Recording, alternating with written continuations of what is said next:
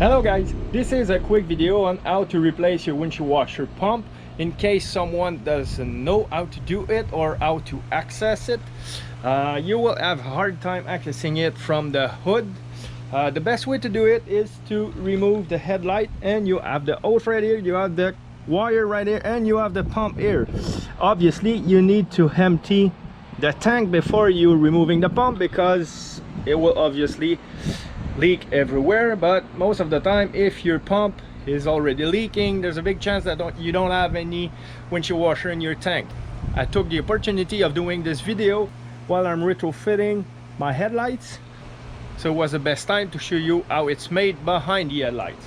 On the left side or the driver's side, you don't have much. You just have the sniffer for the air filter, and this is it.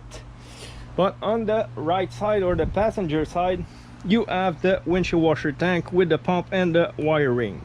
So this is it guys. Please like the video and subscribe to my channel, and don't forget to hit the little bell so you will be notified as soon as I will release a new video. So on this, I wish everybody a great day. See you later. Goodbye.